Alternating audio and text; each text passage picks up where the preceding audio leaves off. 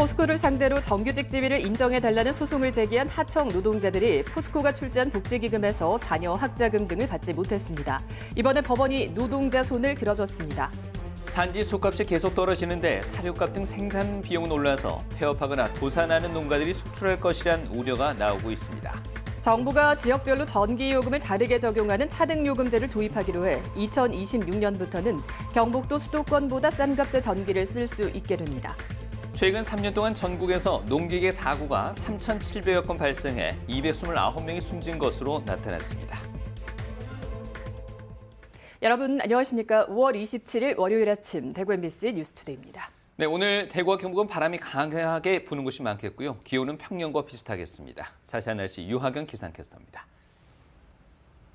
5월의 마지막 월요일이 밝았습니다. 새벽까지 강하게 이어지던 비는 모두 그쳤는데요. 오늘은 바람이 강하겠습니다. 오늘 대구와 경북 대부분 지역에서 순간풍속 시속 55km 내외로 바람이 강하게 부는 곳이 있겠고요. 경북 동해안은 내일 오전부터 매우 강한 바람이 예상돼 각별히 유의하시기 바랍니다. 기온은 당분간 평년과 비슷합니다. 오늘 아침 대구의 기온은 18도, 안동은 15도, 포항은 21도로 출발해서요. 평년보다 3도에서 4도가량 높게 시작합니다.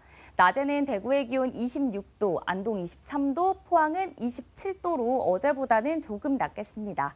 내일은 더위는 조금 잦아들었지만 오늘도 낮에는 볕이 강하겠고요. 자외선 지수도 높음에서 매우 높음 수준까지 오르겠습니다. 내일은 경북 내륙을 중심으로 아침 기온이 낮아지는 곳이 있겠고요. 이번 주 가끔 구름 많은 가운데 모레부터 낮 기온이 다시 오를 전망입니다. 날씨였습니다. 지난 2021년 포스코를 상대로 정규직 지위를 인정해달라는 소송을 제기했던 하청 노동자들에게 자녀 학자금 등 복지기금이 지급되지 않아 차별 논란이 있었습니다. 노동부와 인권위의 시정 조치에도 불구하고 4년째 학자금이 지급되지 않고 있었는데요. 법원이 노동자들의 손을 들어줬습니다. 박성아 기자입니다.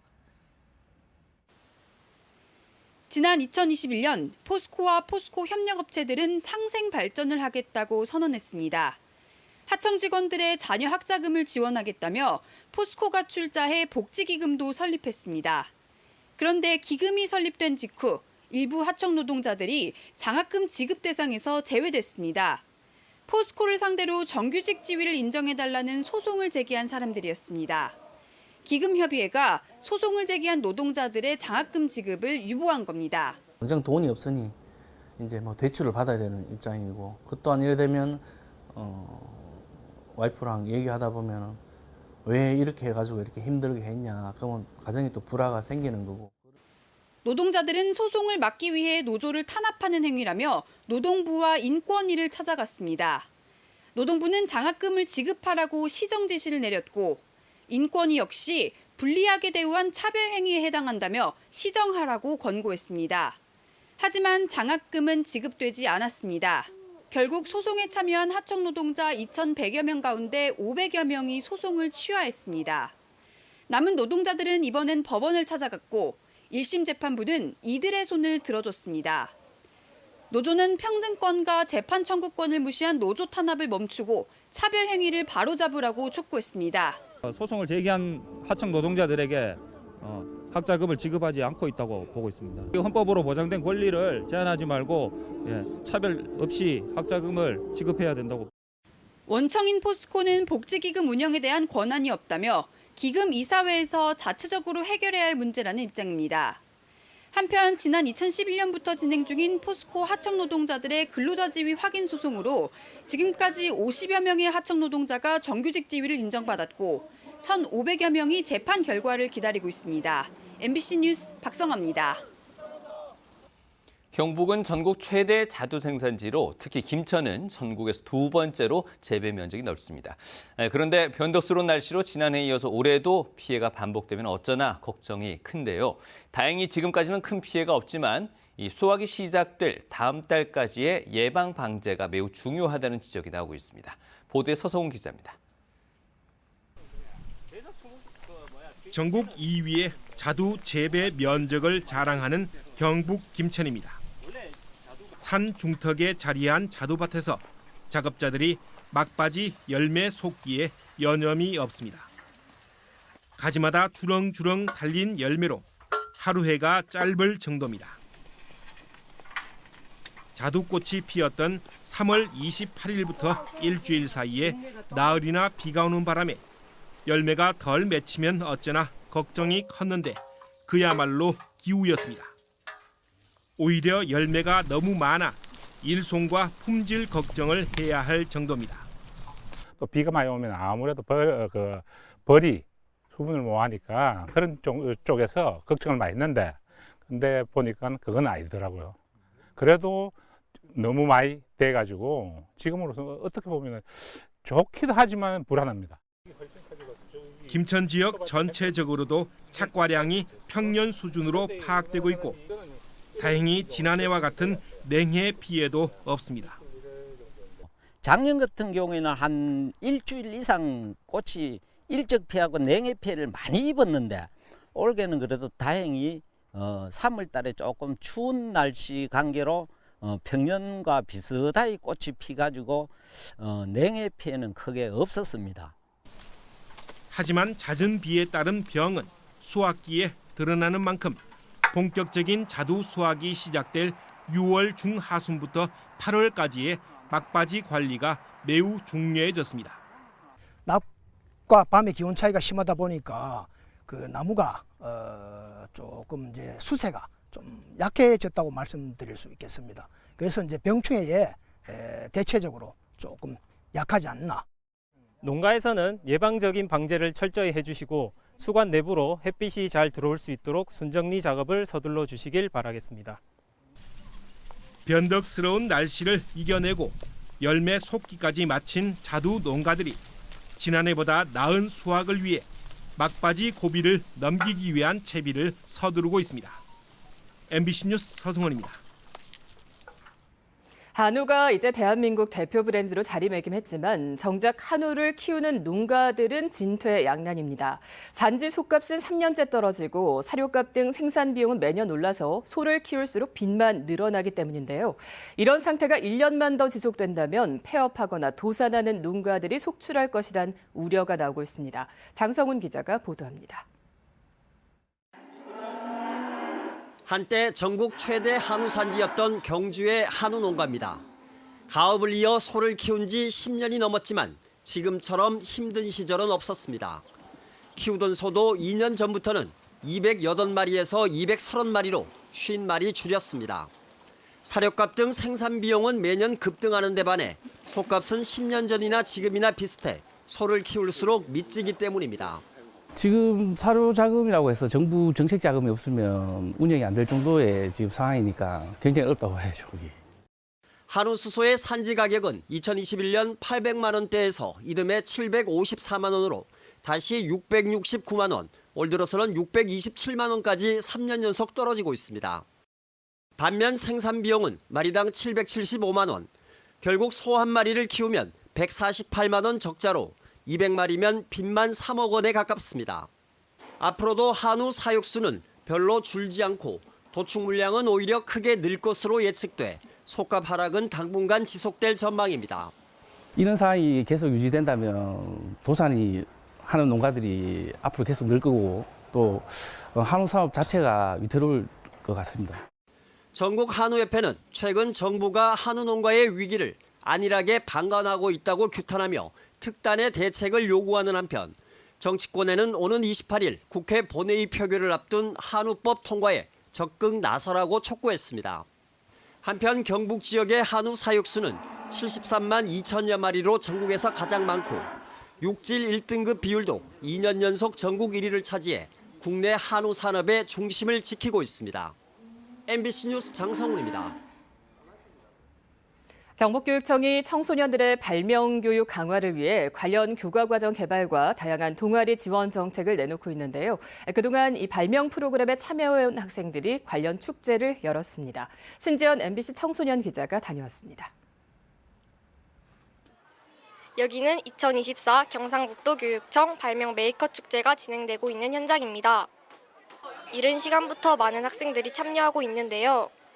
이번 행사는 만드는 즐거움에서 태어난 발명이라는 슬로건으로 체험마당, 전시마당, 발표마당으로 축제가 펼쳐지고 있습니다. 학교에서 단체로 왔는데 체험 부스가 너무 많아서 기분이 좋아요. 다 참여해 볼 거예요. 메이커란 말이 낯선 분들도 있을 텐데요. 메이커는 자신에게 필요한 것을 직접 만들어 사용하는 사람을 의미합니다. 체험 마당에서는 DI, 피지컬 컴퓨팅, 코딩 등 쉽게 접할 수 없는 체험 부스가 운영 중인데요. 특히 나무를 이용한 DI 체험이 학생들에게 인기가 높습니다. 전시 마당이 있는 맹글마루에는 로봇을 다룰 수 있는 창의마루와 디지털 교실 등 학생들의 즐길 거리가 가득합니다. 야외 체험을 하다가 맹글마루가 적힌 안내판을 보고 들어왔는데 게임부터 즐길 수 있는 놀이가 너무 많아 좋아요. 개막식을 비롯하여 버스킹 공연이 펼쳐지는 발표 마당입니다. 메이커 축제에 흥을 더했습니다. 경북교육청 주관으로 이틀간 진행된 이번 축제는 50여 개의 체험 부스와 180여 명의 부스 운영 관계자들이 함께했습니다.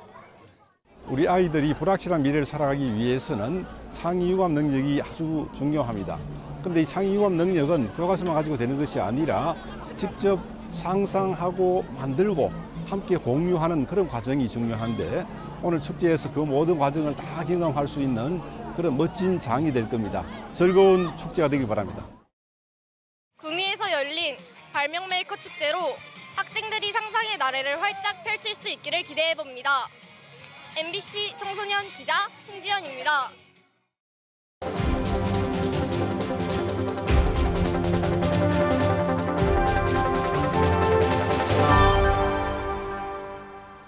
정부가 지역별로 전기요금을 다르게 적용하는 차등요금제를 도입하기로 했습니다. 2년 뒤인 2026년부터 국내 최대 원전 밀집 지역인 경북도 수도권보다 싼 값에 전기를 쓸 수 있을 것으로 보입니다.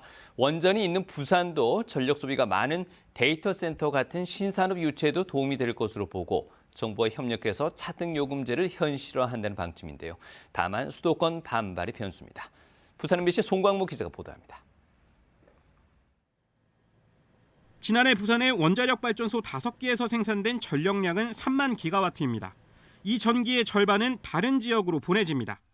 전기요금은 부산이나 수도권이나 똑같습니다.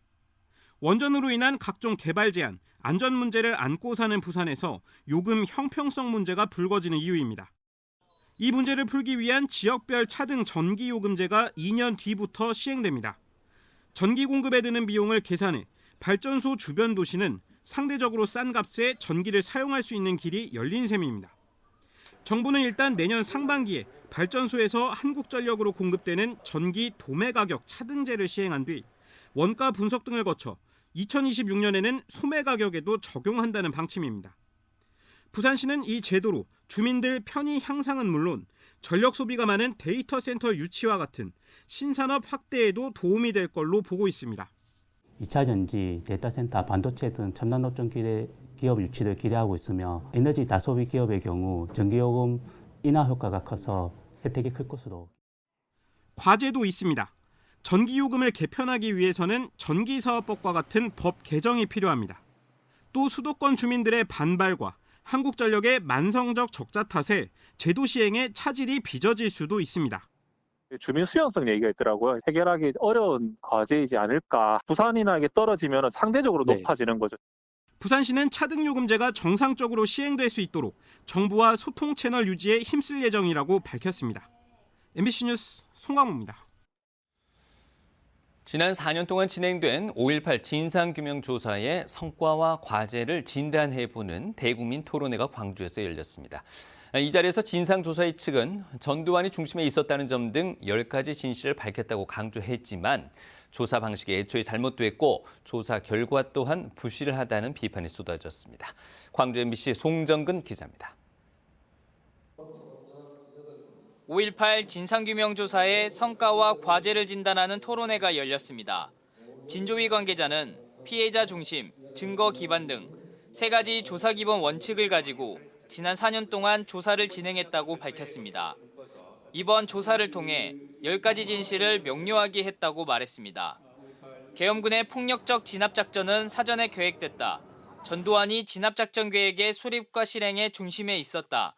북한이 개입한 사실은 없다 등 10가지 내용을 확인했다는 겁니다.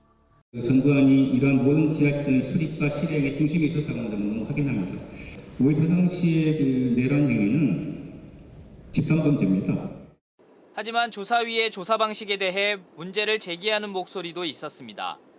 광범위하게 조사된 계엄군 진술이 효용성을 가지고 있는지, 여러 건의 직권조사 사건 조사 보고서를 왜 활동기간 종료 시점에 임박해서 전원위에 상정했는지 등을 꼬집는 질문이 나왔습니다.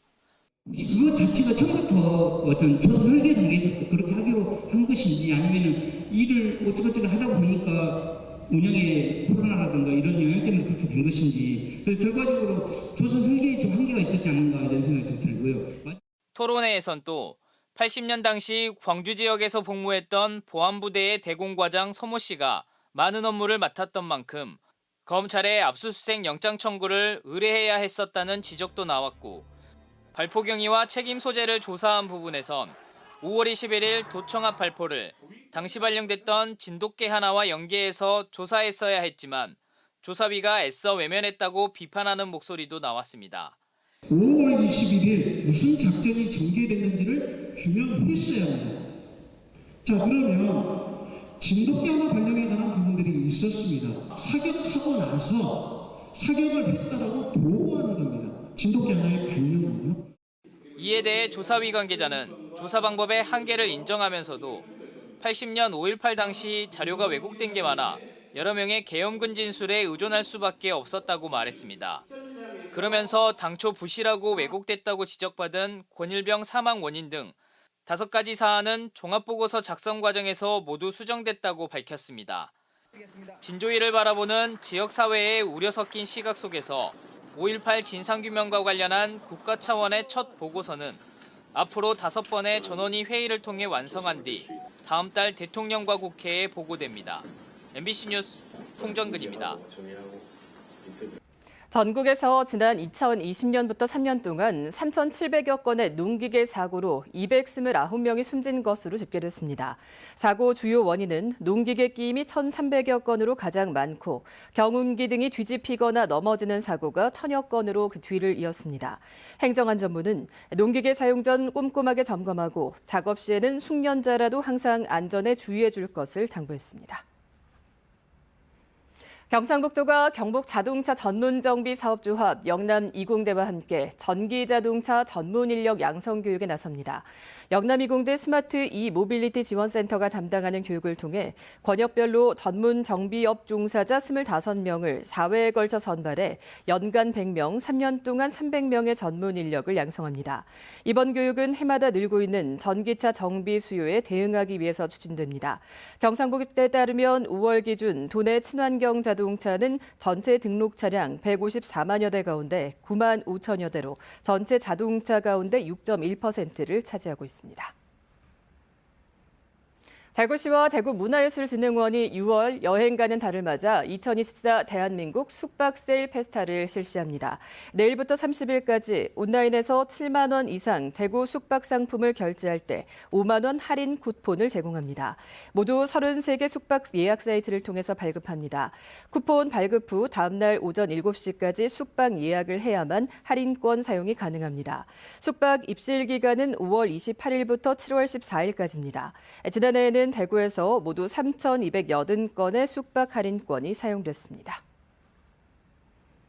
최근 악성 민원으로 공무원이 사망한 사례가 발생하자 경상북도 내 대부분 시군도 직원 신상 보호를 위해 홈페이지 등에 공개된 직원의 이름을 비공개하기로 결정했습니다. 안동시는 홈페이지에 담당 업무와 직책만 공개하고 직원 이름은 비공개 전환했고 대민용 각종 알림이에도 직원 이름을 비공개했습니다. 악성 민원으로 경기도 김포시 공무원이 사망한 이후 행정안전부는 각 지자체의 홈페이지 내 직원 성명을 비공개로 조정할 것을 권고했습니다.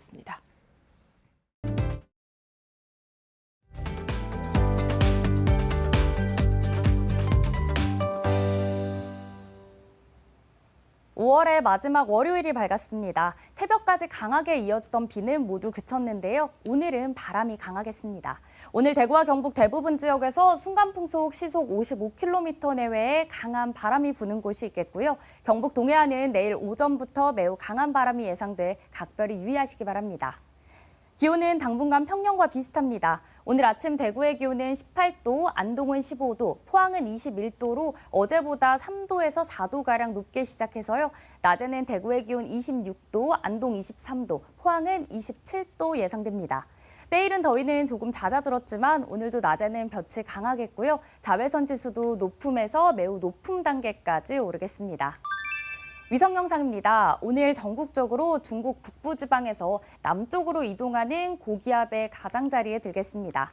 자세한 지역별 날씨 보시면 오늘 우리 지역 가끔 구름 많겠고요. 미세먼지는 좋음 수준 예상됩니다. 현재 동해 남부 먼바다를 중심으로 풍랑주의보가 발효 중인 가운데 바다의 물결 0.5m에서 최고 2m로 약간 높게 일겠습니다. 현재 대구의 기온 18도, 구미는 17도 가리키고 있습니다. 낮에는 대구 26도, 구미는 25도 예상됩니다. 안동의 아침 기온은 15도, 청송은 16도로 출발합니다. 낮에는 안동 23도, 청송도 23도 예상됩니다. 울릉도와 독도에는 강풍주의보가 발효 중이고요. 오늘 아침 포항의 기온은 21도로 출발해 낮에는 27도 전망됩니다. 내일은 경북 내륙을 중심으로 아침 기온이 낮아지는 곳이 있겠고요. 이번 주 가끔 구름 많은 가운데 모레부터 낮 기온이 다시 오를 전망입니다. 날씨였습니다.